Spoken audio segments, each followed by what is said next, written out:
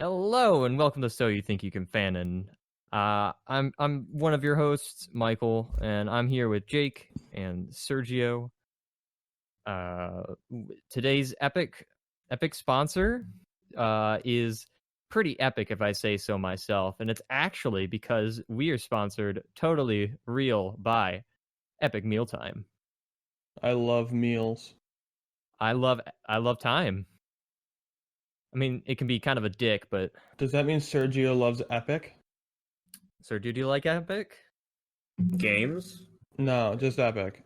Just epic all The on word? its own. Yeah. Yeah. Do you love It's the a word pretty- epic? Epic is a pretty epic word.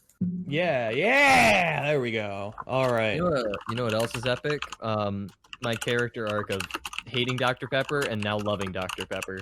Dr. Pepper is based. Hella based. I really like Dr. Pepper. How would you fellas like to know what I have brought to the table today? Sure, go ahead. All right. Crossover. When you think of crossovers, like not like the big crossovers like we did last week or that we've done in the past, just like a low like two, like it's just two, like one thing crossing over with two other things. What would you think of as like traditional crossovers? I would say a traditional crossover, like just a standard crossover. Yeah, like what do you think of when you think of like, oh, this is crossing over with this in a fan fiction? Like the most obvious ones. Traditional. Sonic and My Little Pony. Uh-huh. Those two. What about you, Serge? When I think fanfiction crossovers, Yeah, just like I usually think of two things that shouldn't cross over. Uh-oh. Like, what I don't. I'm just gonna say Dragon Ball Z and whatever that person feels like it should cross over with. Okay, well, I've got a story that exhibits both qualities of those. So you both gave very good answers. Because today, I have a story known as The Elder Scrolls: The Quest for Kingdom Hearts. What? It is a traditional crossover in the sense that it crosses over Elder Scrolls and Kingdom Hearts, two fantasies, and it crosses over Elder Scrolls and Fallout, which are referenced. Matt, what is this? Okay, so Skyrim crosses over with Fallout, which crosses over with Kingdom Hearts. All in one story. So of course that means Fallout and Kingdom Hearts crossover, which is a weird, not normal crossover, which is why Sergio's answer is also valid. So this is, as stated, an Elder Scrolls / Kingdom Hearts / Fallout crossover in which the Dragonborn Serana and Ayla of Skyrim and the courier Veronica and Eddie from New Vegas witness their respective worlds be destroyed by strange creatures called the Heartless. Learning that there is more to this, they join forces with a boy named Sora, that's the wrong channel that I posted it in, to find out who's controlling the Heartless and save all worlds. Sounds pretty badass, not gonna lie. So the unnamed Fallout New Vegas protagonist crossed with two Dragonborns, question mark, because it's just Serana and Ayla. I don't know if there's two of them or if that's just their really long name that has an and in it for some reason. But either way, I think it's going to be an interesting one. I've posted the fanfic in fanfic links. Oh boy, here we go. Who wants to be Sora, and who wants to be Kairi, and who wants to be the narrator? I feel like I should be Sora this time. Alrighty. All right, I'll be the wise. I'll be Kyrie then. I'll be the narrator. So, are we ready? I've been ready. The Elder Scrolls: The Quest for Kingdom Hearts, Chapter 1, Worlds Fall. Destiny Islands. It was nearing the end of the day, and Sora felt a deep sense of accomplishment. The raft that he and his best friends, Riku and Kairi, had been working on for the past few weeks was finally completed. All of the supplies have been gathered, and tomorrow they could finally set out and see the rest of the world. For years, it had been Sora's dream to see what was beyond Destiny Islands instead of just playing on the island, pretending to go on grand quests. Reminder that there is an island off the coast of Destiny Islands that they live on. I'm just gonna point that out. Gotcha. They never established that until Kingdom Hearts 2. And it's just there, in the distance. Eye shot of the island when you can't see any land masses off it in Kingdom Hearts 1. Anyways, soon they would be having a real adventure, not just pretending to have one. And as they had always dreamed of since they were small. Riku had already left the island, a rest for the journey tomorrow. Kairi had wanted to stay and watch the sunset, and Sora decided to keep her company until she was ready to return home. The two of them sat on the edge of the dock and watched the sun slowly set.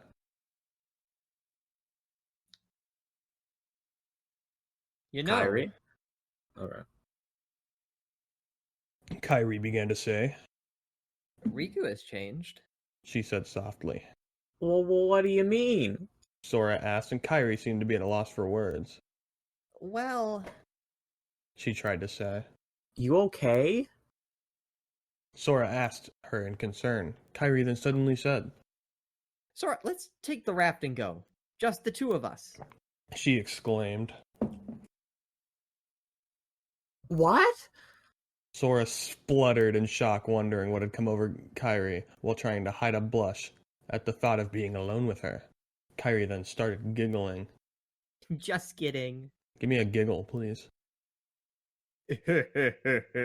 Oh, Lord. She said as she giggled. What's gone into What's gone into you? I like that voice crack, Sergio. Sora asked her. You're the one who's changed, Kyrie. He said. Sorry, I'm a 20-year-old dude trying to be a 12-year-old kid. He's This is why women 14. play kids. He's 14. You get and what I he's- mean. And he's played by an adult male. Yeah, witchcraft and wizardry of the voice acting world, am I right? Although I think he was like 14 when the game came out, mind you. Yeah, he was around the same age as Sora when the game came out. Anyways, can we get a fat maybe from Kairi? Maybe. Kairi whispered softly. You know, I was afraid at first, but now I'm ready. This is too soft. She said her violet and blue are not the same color. Her violet blue eyes filling with determination. No matter where I go or what I see, I know I can always come back here. She stated before she looked at Sora and asked. Right? Yeah, of course. I'm sorry, Let's go, Sora! replied Sora with no hesitation in his voice. Kairi turned to look back at the sunset. Sora, don't ever change. Kairi then said. Sora looked at Kairi oddly. Then Kairi stood up from her spot. I just can't wait. Once we set sail, She said to herself. it'll be great. She added with a smile. You wanna you want me to take you home? Sora asked her shyly. Kairi giggled and replied. Give me another giggle. Thank you, but I don't want to leave my boat out here all night. But thanks anyways. Damn. Rejected, she said kindly. A few minutes later, Kairi returned to the main island and Sora not long after her. Sora entered the house and called out. Mom, I'm home. Sora's mother walked into view with a smile on her lips. Hey, kiddo, how was your day? She asked as she briefly rubbed the top of Sora's head with one hand. It was good, Mom. So you and your friend... Oh, wait. Sorry. Replied Sora. So you and your friends are finally setting out to see the worlds tomorrow on your raft? Sora's mother asked with a knowing smile. Sora blanched. How did you... He tried to ask. They had promised not to tell their parents what they were going to do, tell them that they were going to spend the week on the play island. No doubt their parents would try to stop them from leaving if they knew the real reason. Sora's mother gave a mysterious and knowing smile. I'm your mother. I know everything, she said simply. When Sora tried to say something to explain himself, she cut him off. Don't worry. I'm not going to stop you. Sora looked up at her in confusion. His father wanted to do the same thing at your age, but his uncle held him back until he was 18. Sora's mother kneeled down so she was at eye level with Sora. You two are so much alike, she murmured softly, and she looked almost sad, and she said it, and Sora frowned. You keep telling me that he loves me, but if he did, then why did he leave? Sora's mother's smile turned sadder, and she replied, your father had his reasons, and well, I can't tell you just left. His father is the Dovahkiin, or the courier from Fallout New Vegas. Could you imagine, like, your Sora with the fucking... your omnipotent mother comes to you and goes, Sora, my son, I have to tell you that you are the son of the Dragonborn. You are now the Dragonbornest. Dragonborner. The Dragonborner. Anyway. Not to be confused with the Dragonboner. Dragonboner. The dragon birthed. Anyway. Dragon spawn. When is Sora gonna ask his mom, when is he gonna stop treating him like a kid? When are you gonna stop treating me like a kid? Sora whined. An amused grin cracked on his mother's lips as she replied, if I did, I wouldn't let you go on that raft now, would I? She chuckled before sighing softly. Sora, when I was younger, I made a lot of bad choices and did a lot of bad things. Things that, looking back, I wish that I could change, but not the crack. Things that I have to live with for the rest of my life and have paid dearly for, but not the crack. The worlds may not be as safe as they once were, and your father had a feeling that something big was coming. He left to try to stop it, but I fear it may already be too late. All I can say to you is that is to be careful, and may your heart be your guiding key, she said. It is Sora's father. Who says the ansem? I mean, pretty much every Keyblade wielder at some point has said that in the franchise at this point. The last time I was like into Kingdom Hearts, I wore a Kingdom Hearts shirt to Disney World, and I went over to Tomorrowland to get a drink because I was thirsty. And the Disney employee there, he turned to me and goes, "Oh, I see you're a Kingdom Hearts fan." I'm like, "Yeah." And he's like, "Okay, what's your favorite game?" And I told him, in my sincere honesty, I haven't played any of the games. I don't really have the ability to. And he replied to me, "Then why do you have the shirt?" And I said, "Because I read the manga. I really enjoy the manga." Dude, the manga, I was gonna shout out the manga. The manga's fucking awesome. The manga is so good. And then he replies to me in the most fucking rude way a Disney employee could ever do so, and called me a fake fan. I'm so mad. You got fucking roasted. You got gatekeeped by World. Disney. I got gatekeeped by a Disney team member. You got gatekeeped by the Disney cuck. Yeah, dude, I just felt so betrayed. I also don't have a lot of time to really play any JRPGs, but Kingdom Hearts is on my list of things that I totally should do when I have the time. It's way shorter than most JRPGs. You can get the main story out of the way in like 20 hours. Which compared to like Persona... hours. Yeah, but compare that to Persona 5. Oh, yeah. Or Xenoblade. Fuck length. I hate the length. Anyways, she said... Sora. Hold on, where? What does that mean? What does that mean? Sora asked. Sora's mother smiled fondly as she stood to her feet and ruffled his hair. Just wash up and be ready. Dinner's in 5, she said. Damn. Sora headed up to his room and washed his hands before laying back on his bed to wait until dinner was ready. Soon he and Kairi, Riku, and he would be off to explore the outside world.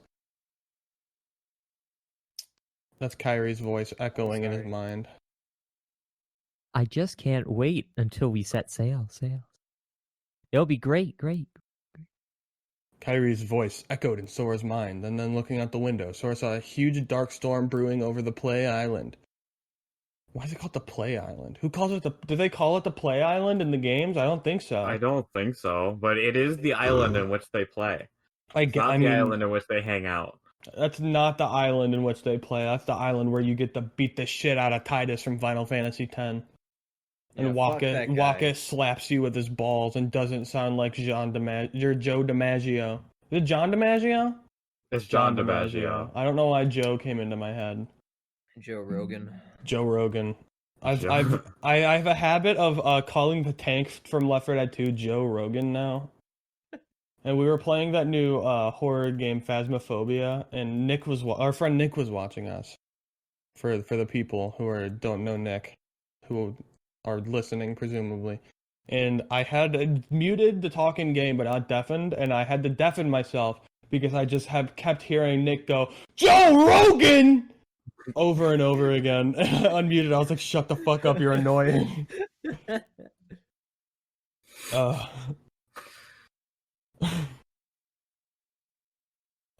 Anyways, Sora saw a large dark storm brewing over the Play Island. A storm! Oh no, the raft! Sora gasped, quickly opening his bedroom window. Sora climbed down and ran towards the dock to his boat just as his mother called, Sora, dinner's ready. Sora? Sora's mother looked out the window and already saw her son rowing across the ocean towards the Play Island, where dark clouds rumbled and thundered. Sighing sadly, she said, things are in motion. I was foolish to hope this day would never come, she whispered to herself before looking at her son for what could be the last time. What? What? Okay, I just want to say, this is not in the description.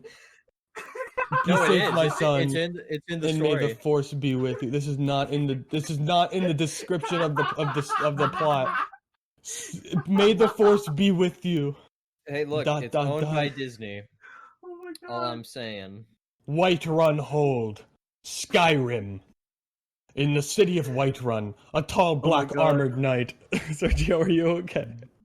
It reminds me of the one. It was the Honest trailer for Half-Life 3, where they describe the plot of Half-Life 3 of Gordon Freeman hopping on the Millennium Falcon to team up with Sonic and Luke Skywalker to bring balance to the Force. That sounds right. Yeah. In the city of Whiterun, a tall black armored knight accompanied by two women. Oh, the women are his companions, I guess. You can't have more. Someone's modding.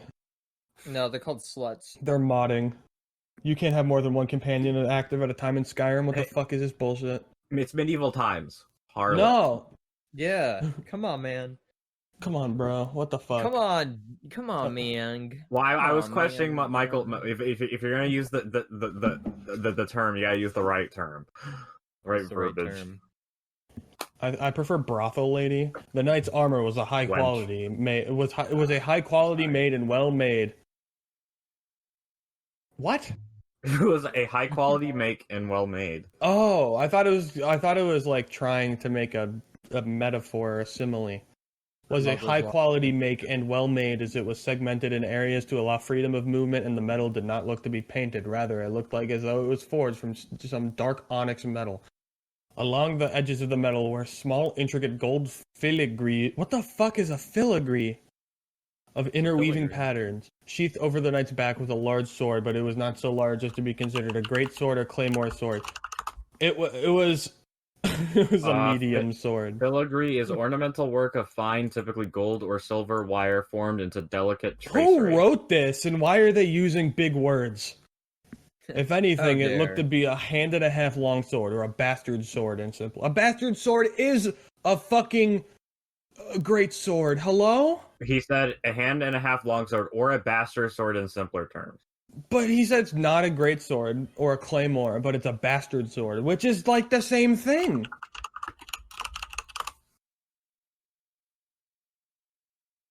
A bastard sword is a type of sword that fell in between long swords and great swords. Shut the fuck up. You're supposed to be on my side.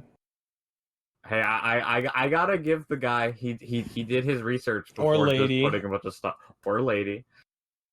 Yeah, this individual. Angry little elf is his or her name. I'm assuming from the profile pic. It says on the profile gender male. Okay. The guy then. The individual of the male variety. There was another sword on the knight's person, of slightly smaller size, but that did not mean it was of lesser quality, and the sword is sheathed on the man's right hip. Each sword looked to be forged from dark and smoky metal, with ripples like water along the blades, and in each of them was a Bro, just gleaming get to the faced part where ruby Sora comes in. that glowed within her fire. The two women that walked beside the knight were a similar height than he, but they looked different from each other, because they're different people and not twins. The first woman had fiery red hair that reached her shoulders, that looked to be broad but still quite feminine and shapely, and her physical build was lean and willowy with hard-defined lines and even some scars. Jesus Christ. That's such an intense description of anyone in any story. Yeah, they're really going that into sentence detail that about sentence this just one. ran on. I need punctuation. 3 parallel diagonal stripes of dark blue paint were streaked across the woman's face, giving her a fierce warlike quality, and yet she was still a beauty to behold. A pair of golden amber eyes twinkled on the woman's face that almost gave her an almost predatory look that suited her well. Hold on. That was a lot of breath that just came out of my mouth without inhaling. Hell yeah, dude. The other woman wore dark robes trimmed with red, and she wore a black hood over her face, but if you looked under the hood, you would see a beautiful pale face that had glowing red eyes and dark raven black hair, ebony darkness, dementia, raven way. Her look was mysterious and cold like that of a moon, but with an almost sincere, ethereal beauty to it. If you so much as dared look into her eyes, you would be drawn into those glowing red orbs that would put you into a trance. The redhead You're wore really a going mixture. into detail about these like 3 characters. These are his waifus and his OC. Mm-hmm. One of his OCs of the couriers here. The redhead wore a mixture of leather cloth and metal segments and was armed with a shield, dagger, and bow. The brunette was armed with a simple dagger that looked to be a fine make. As the trio entered the city, guards respectively nodded their heads to them, and the townsfolk gave respectful greetings. Some children giggled and waved at the trio. The redhead gave a smile at the children, and the brunette gave a simple nod, yet there was a slightly softer look in her eyes that you can't see because she's wearing a hood. I'm lying to you. I am the story, and I'm lying. You cannot see her eyes. She is wearing a hood over her face. The knight gave a short wave to the children before continuing onward. Walking further into the town, they soon across the longhouse of Jorvaskr, home of the Companions, the legendary mercenary company of Skyrim. The dark-robed woman grimaced slightly before saying, "Home sweet home," she said with a dry, sarcastic way. "We shan't be here long, Serana." Is Serana an actual Skyrim character? I'm pretty sure. Yeah, she's the vampire from the DLC. That makes sense. Why she has glowing eyes. What about the other character? What was her name? Ayla. Are these just real Skyrim characters? Yes, Ayla the Huntress. She's a Nord werewolf thief and a member of the Companions. So he's the Dovahkiin who is being followed by a vampire and a werewolf. "We shan't be here long, Serana," the knight said to her, his voice echoing inside his helmet. Hold on, let me fix that. "We just need to tell Vicus that the job is done before we move on to the next," he added. Who wants to be a redhead? Not worried, are you? The redhead asked Serana, teasing a smirk on her lips. I read as Serana, but Michael, do you want to be Serana? Because I just kind of kept reading. Yeah, sure. My brain went into read mode. Werewolves and vampires don't get along, Ayla. You remind me of that every time. Serana replied calmly. Indeed. It's a wonder I haven't gutted you and turned you into a pair of boots. Ayla said with a predatory gleam in her amber eyes. Why do I put up with you? She asked sarcastically.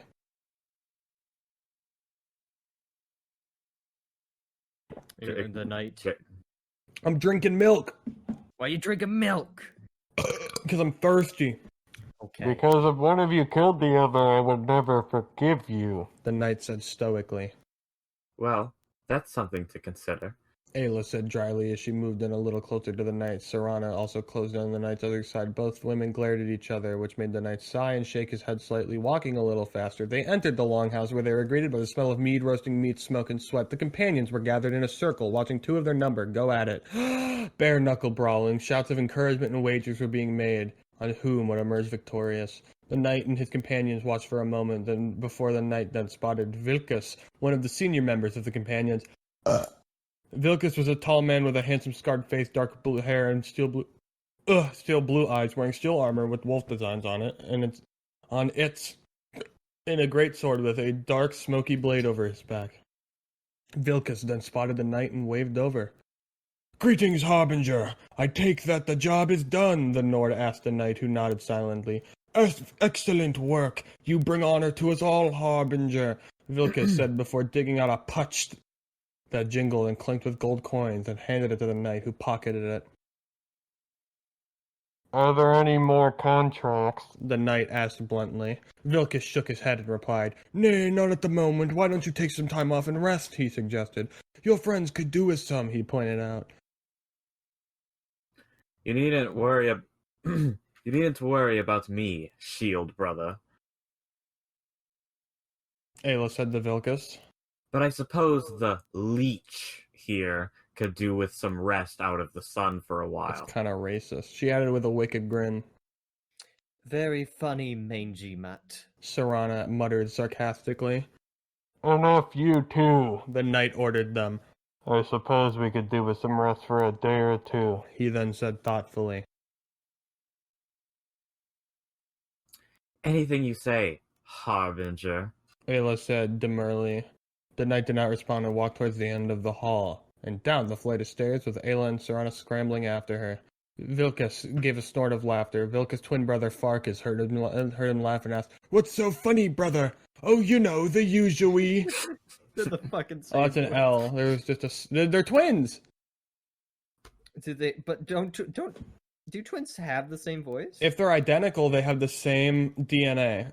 Which okay, well means they are would probably have the same model, knowing Bethesda. Hold on, Vilkas and Fargus.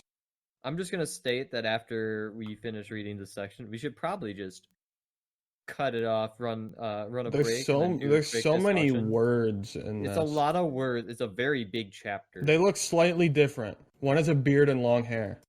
Okay.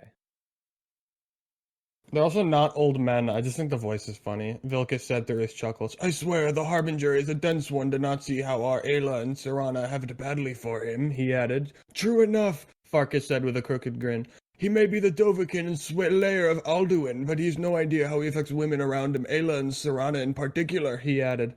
"Very true, little brother. It is only a matter of time when one of them tries something to ensnare him into the bedchamber," Vilkas replied with another laugh. "The wager is still going." Indeed it is. "Who are you betting on?" Farkas asked. "I'm betting on Ayla the Huntress, of course. When she sees something she wants, she doesn't stop until she gets it, be it prey or the Harbinger himself," said Vilkas. "Who do you have money on to win?" he asked his twin. "I would be truly foolish not to bet on my shield sister," Farkas said, "but Niada has her money on the vampire to win," he added. "Ah, that'd be the day." Vilkas gave a roar of laughter. "Ha, as he poured himself another mug of mead. Then there was a great cheer as there was a victim in the brawling match. Then a distant rumble of thunder was heard, which Vilkas looked up at the ceiling. "Strange, I did not think there would be a storm today," he muttered before shaking his head and went to join his fellow companions. "Aye, where have you come from of Skyrim?"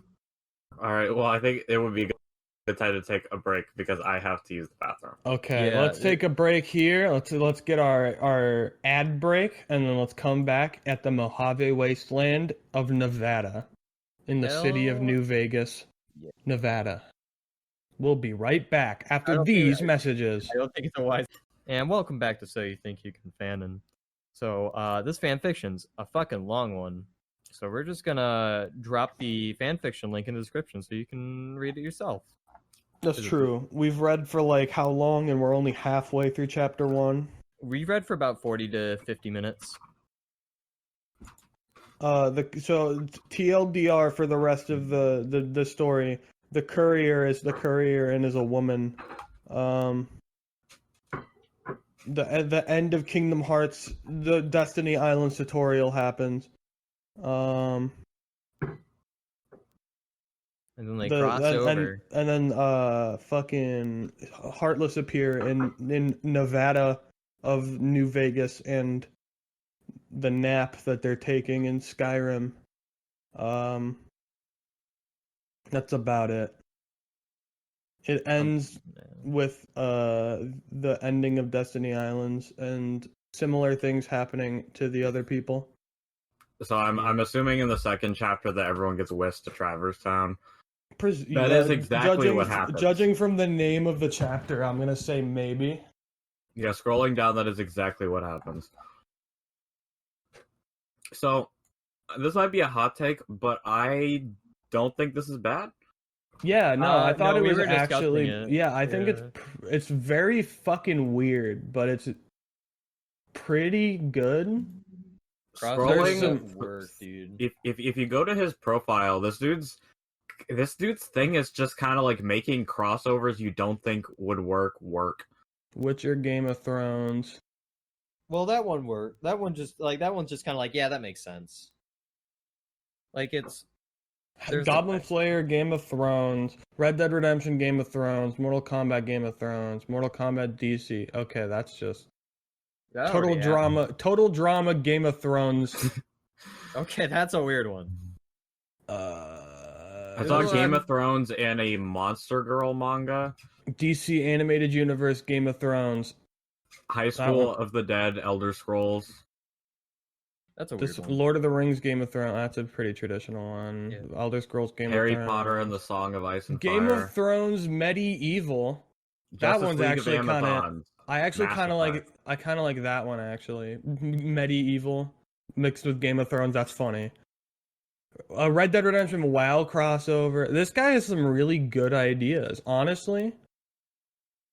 So like, those are some weird crossovers. Is there like any like other crossovers out there and like like actual maybe canonical crossovers or like even just fan crossovers that are just like kind of weird? That, like, I have one. What's up? What is it? Mine is Sergio. You might have this one as an idea too, and I'm sorry for stealing it from you if you do. Left 4 Dead and Payday I wasn't actually gonna say that. crossovers. They formerly non-canon, now semi-canon crossover. Oh, that's actually kind of cool. In Payday 1 and in Payday 1, there's a No Mercy heist that is Chapter 4 of No Mercy, the elevator part.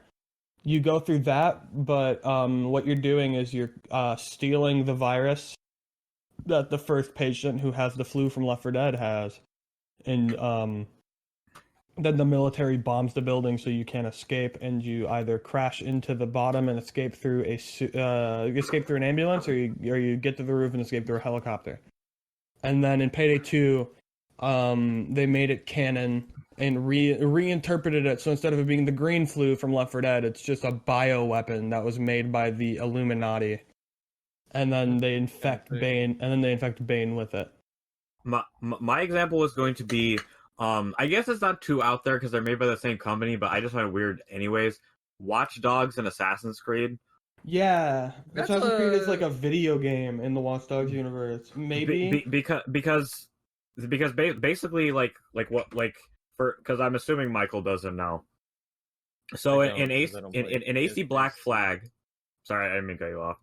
No, I was just saying I don't play AC. Okay, Yeah. so basically in Assassin's Creed 4 Black Flag, the person you play in the real world is just an employee of Abstergo Industries, which is the main bad guys. They were the Templars a long time ago. Now they're Abstergo, and your boss is this guy named Olivier Garneau. And Garneau has been going back and forth to Chicago, and at one point in the game, he goes missing. Now, if you play Watch Dogs, Aiden Pierce can partake in a mission called Requiescat in Pace, which is the thing Ezio says to his targets where he kills them, where you have to kill Olivier, and he's marked as an Abstergo employee. And then in AC Origins, in the real-life portions, you can find footage of Aiden Pierce killing Olivier. And in the third Watch Dogs game, they're adding a character that you can recruit, which is a modern-day assassin. there's also in one of the missions in the first Watch Dogs, you can hack into a kid's console and he's playing Assassin's Creed with his dad.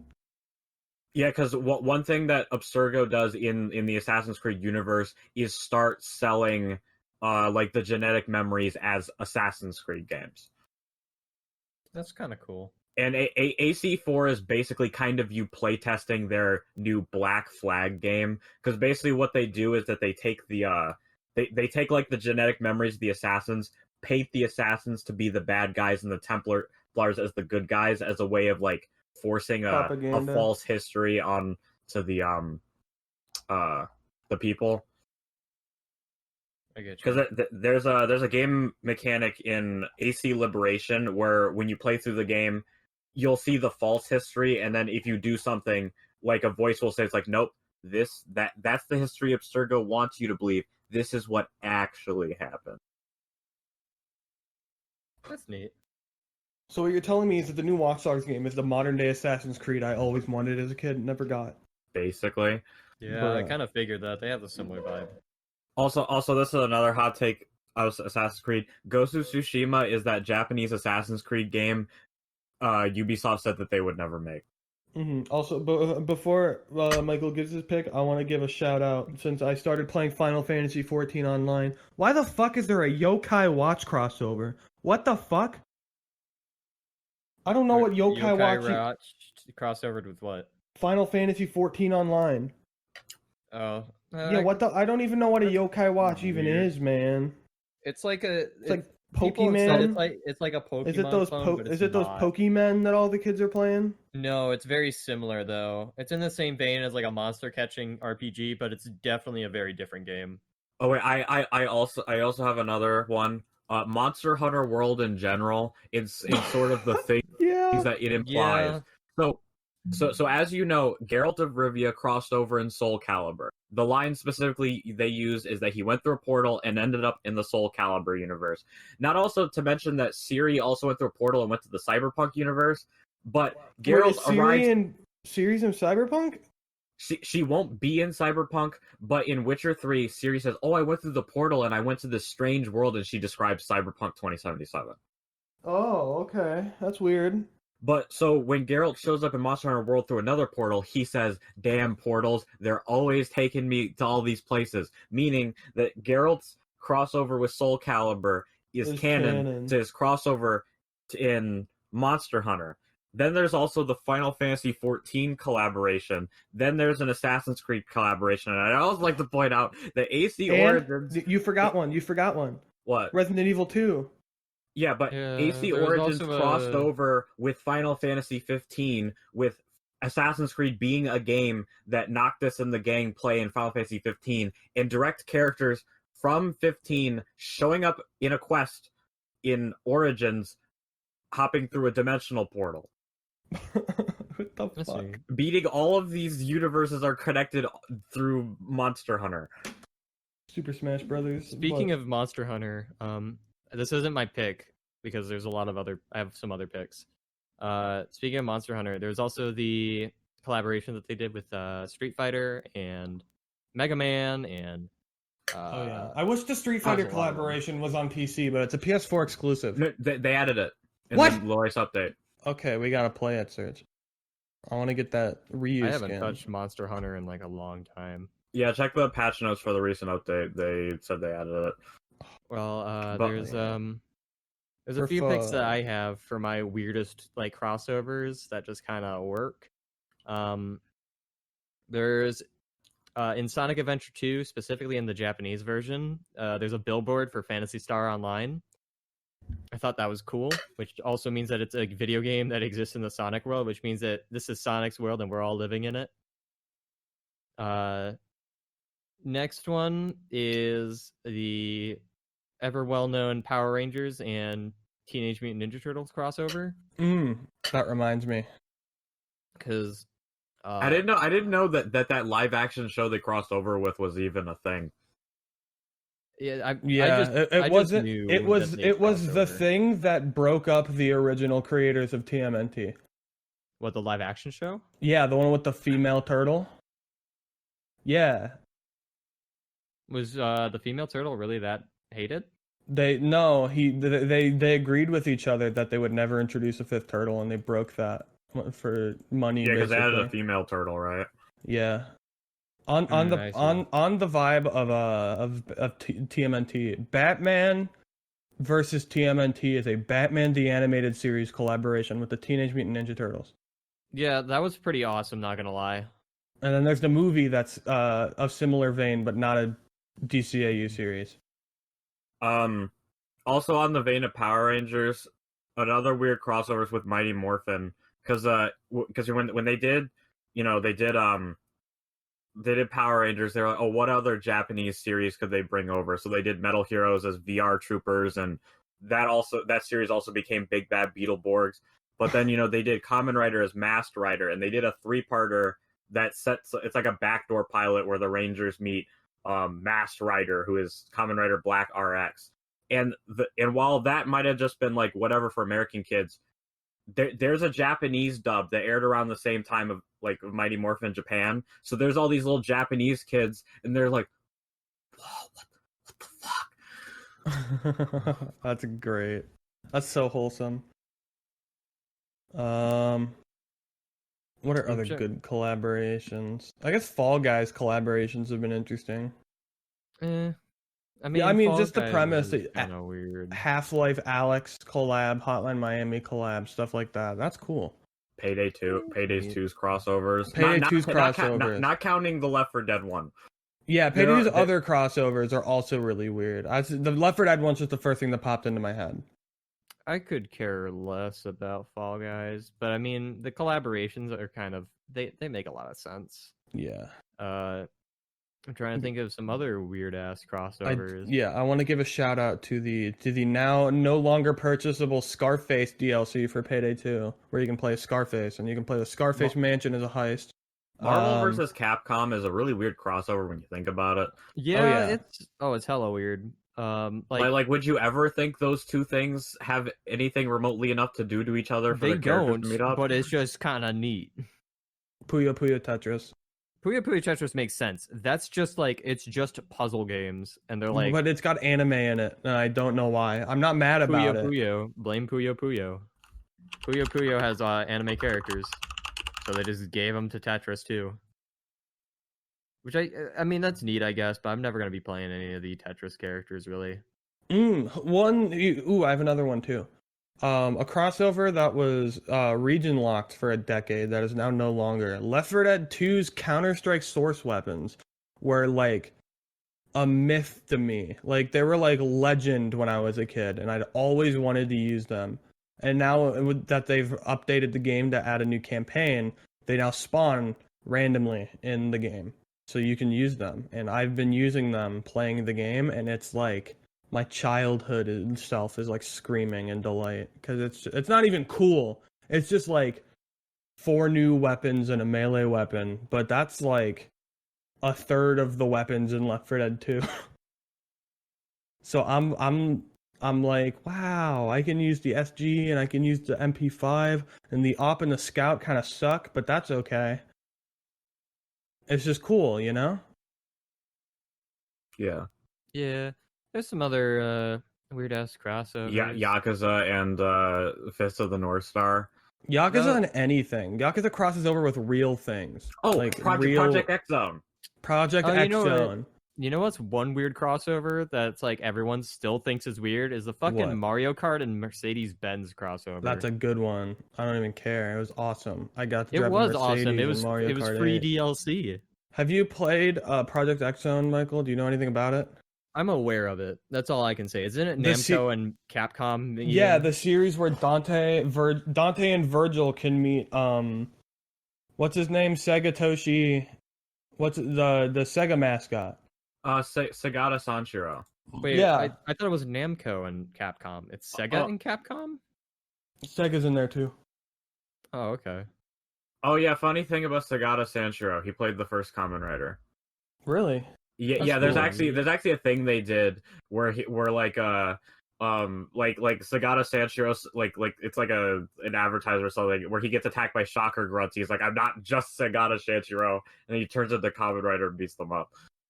That's awesome. But yeah, Dante and Virgil, Kiryu and Majima, Phoenix Wright is in there. I know Phoenix is in there. I'm pretty sure Mega Man is in there. Yeah, X and Zero. Darksiders characters are in there. Darksiders isn't remember real. Darksiders? No. Man, who? I don't think I was on this earth when a Darksiders game came out. I remember going to Yumicon and seeing a Darksiders machine behind the some of the rhythm games. We looked at it and said, "Oh." Okay. I really want to. I think I would actually enjoy Darkstalker. Is it? Wait, Darkstalkers. Darkstalkers. Yeah, we were calling it the Darkstalkers. Darksiders, Darksiders. hack and slash game. I would Yeah. really I feel like I'd enjoy Darkstalkers. Super Smash Bros. Oh yeah, obvious. Is The- It was like into it was cool, and then it got weird in Brawl because it was like, oh, that's weird third party No, characters. but like imagine if Smash Brothers didn't exist, and one day they just like Ultimate came out with all the DLC just like immediately. They said we're making this game. It's called Super Smash Bros. Ultimate. It's like, okay, cool. Who's in it? And then they Nobody just would, drop like- a list on you. No, everyone would look at it and just immediately go, "What the actual shit?" Oh, I want to talk about really interesting crossovers that aren't really a well-known thing in America. was Metal a- Gear Solid crossovers. I was gonna mention. Sorry, You're I good. don't want to interrupt you, but Speak your tongue. there is like let's be real, if Smash Brothers just suddenly came out today, it would not nearly be as big as it is now. I mean, it'd be big, don't get me wrong, because like that's a lot of crossovers, Mm-hmm. but it would not have the same amount of like love and dedication that it has, because most of the people that love Smash Brothers grew up with 20 Smash Brothers. Yeah. Yeah. Metal Gear Solid Peace Walker has many strange collaborations in that game. The most normal being Monster Hunter. It was made by Monster Hunter devs, and so they threw in a Monster Hunter quest where you hunt I think you hunt a Rathalos, and then you hunt a Metal Gear Rex inspired custom monster. Let me see if I can find a picture of it. I'm gonna be honest. I have never been into Metal Gear. I'm a big Metal Gear guy. I don't know if it's just because I don't like. There's no way for me to physically sit down and play any of the Metal Gears right now. They're Metal Gear Solid 1 and 2 are on PC now. Oh, they are. Yeah, they're on GOG. Do you have a PS3? Oh Do you have a PS3? no, Oh, okay. I was an Xbox boy. Well, come over and play it with me then. Okay. But yeah, that is Gear Rex. It is a Monster Hunter inspired reinterpretation of Metal Gear Rex. That's actually pretty sick. That's not even the weirdest one. You want to know what else collaborations were in this game alone? Oh sure, shoot, go ahead. Doritos and Mountain Dew were collaborations with Metal Gear Solid Peace Walker. Is it weird that it doesn't surprise me?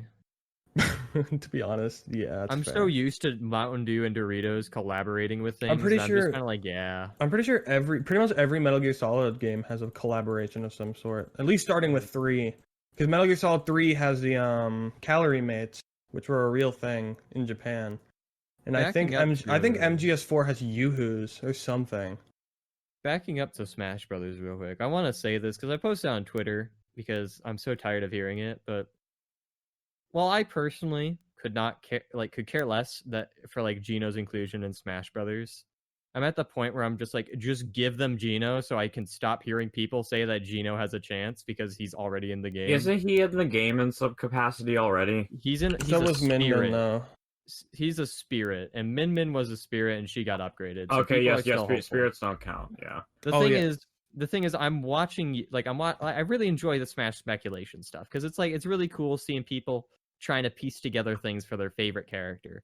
But it's always the Geno fans who just reach so far. It might just because I've never played Super Mario RPG, but I didn't know who Geno was until people started talking about them. I was honestly, at work, and I I don't was even like have a connection with Geno. Sorry. I was at work, and we were having a Smash conversation, and I said people really dig Geno. No one at my work know who that was. I'm assuming if you went and asked the majority of people, they don't know who Geno is. Geno is. Yeah, I don't think Gino's like I think Gino's a popular character, but I think he's in the same popularity as like I don't want to say Waluigi because a lot of people like Waluigi, but like he's in that like vein of like if you didn't grow up with a SNES, you probably don't know who he is. I mean, yeah. The Super Mario RPG: Legend of the Seven Stars has never been re-released in an official re-release. Yeah, so it makes you think: if he was added into the game, would they and they didn't re-release Seven Stars? Do you think people would be confused?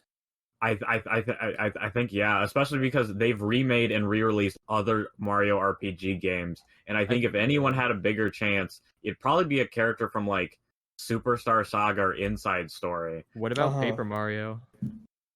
Yeah, that too. Paper Mario, I'd say, is more popular. Like if they just added Paper Mario. Well, Paper Mario has like way more games to go off of, I think that's the only character they would add though, with Yeah. the rules that they have for Paper Mario. I don't think they'd add any characters from the first three or even Sticker Star.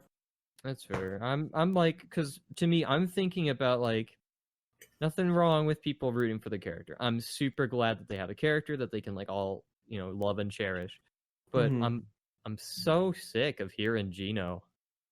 Like I want to enjoy these Smash speculations, and then like I'm like, wow, you know what's not predictable? Smash Brothers. You know what is predictable? Hearing about Gino being character number 7 or whatever, because 7 stars.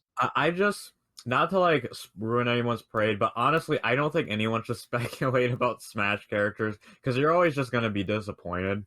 Yeah, I was happy to see. I don't reason to the character. I don't speculate. Like Smash Brothers is like, I don't like to speculate, but I like hearing other people talk about like who they want and like the reasoning behind it. It's like, to me, it's more of like, it's like how I don't want to compare it to game theory because game theory is like reaching a lot of the time, but like it's, I guess old game theory would be the better case. It's like they really like once they start putting down the evidence and it's like you can look at it and be like, yeah, that makes sense. I could see it. But there's also the point of just like, well, maybe they just want to fucking like do something. I guess one of my main problems with it is like people don't ever say like, they just released Fire Emblem 3 Houses. They're gonna put Byleth in Smash. They go, oh well, Resident Evil. It's just got ported to Switch. They're gonna have Leon Kennedy. Guys, they're adding Leon. I know it. Yeah, it's another one of those situations where it's like as soon as something comes to Switch, they're just like, oh, Smash Brothers.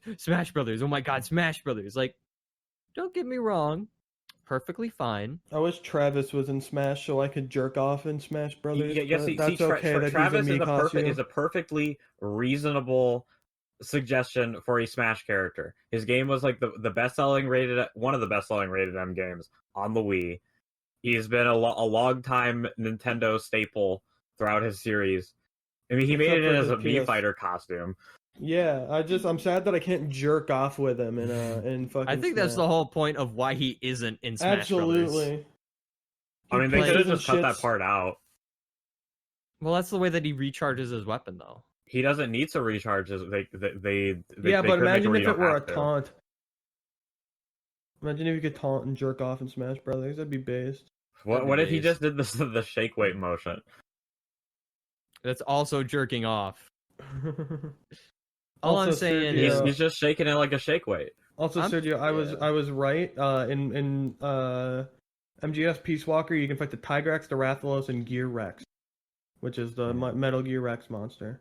And if you beat the Tigrex, you get an armor that lets you use the Tigrex's powerful charging ability. So if you roll into people, they die, which is based.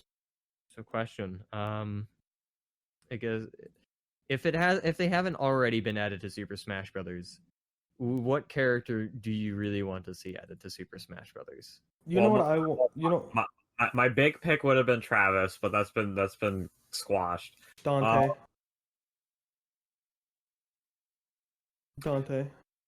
Sergio? Who would I pick?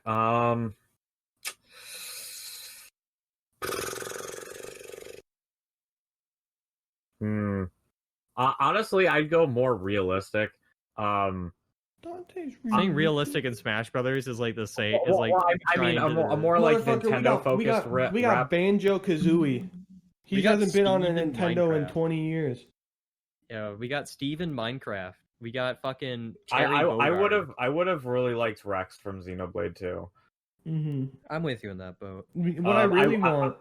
What I really want in a Super Smash, well, besides Dante, is I want them to release Echo Fighter DLC. I want them to, like, cheaper, like bundles that are just like $5 and they give you like 3 Echo Fighters. You know what? I'm actually gonna say screw that. I want character color palette packs. I want more costumes. I would also say maybe like an Octopath Traveler character that had all 8 travelers and they were 2D. I don't have a lot of just 2D That would only be- characters. I think it's silly that they hyped up Echo Fighters so much, and Echo Fighters just there's like 5 of them. I had an Echo Fighter idea though, so it would go with the character Doom guy with BJ Blazkowicz Echo Fighter. I would be Yeah. all for it. I think No, I want like a sorry for interrupting you. You talk.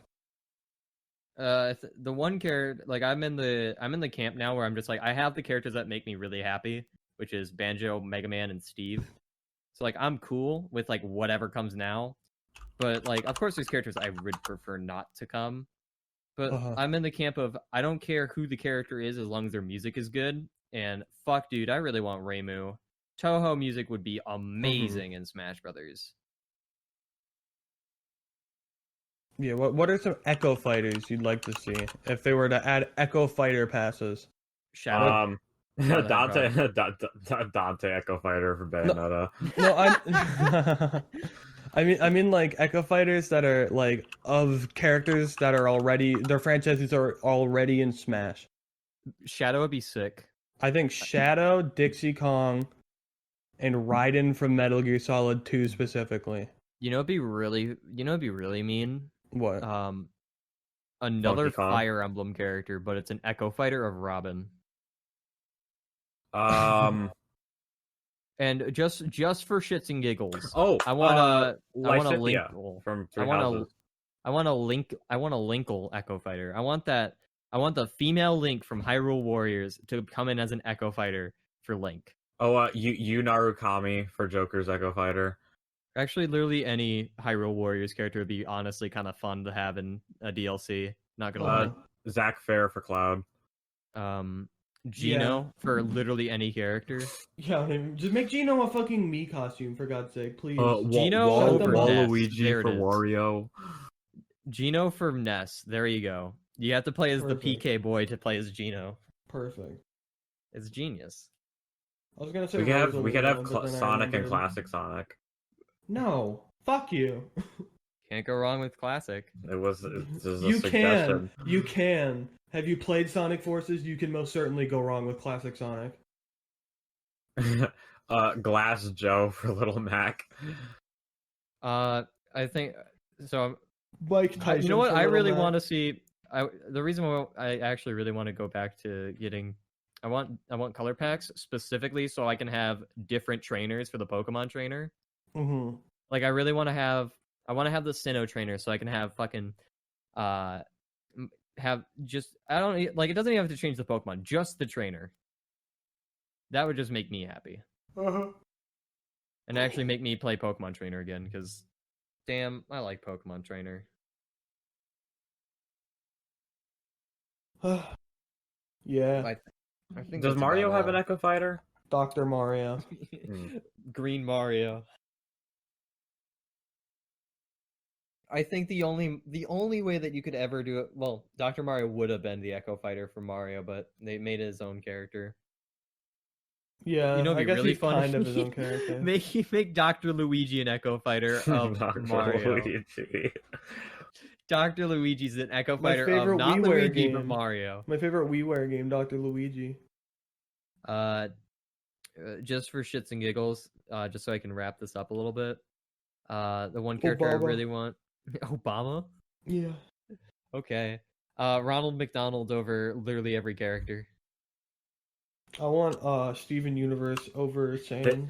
This is an incredibly deep dive into the Nintendo DS library, but he is a spirit. Heracles from the hit Nintendo turn-based RPG on the DS, Glory of Heracles. Never heard of it.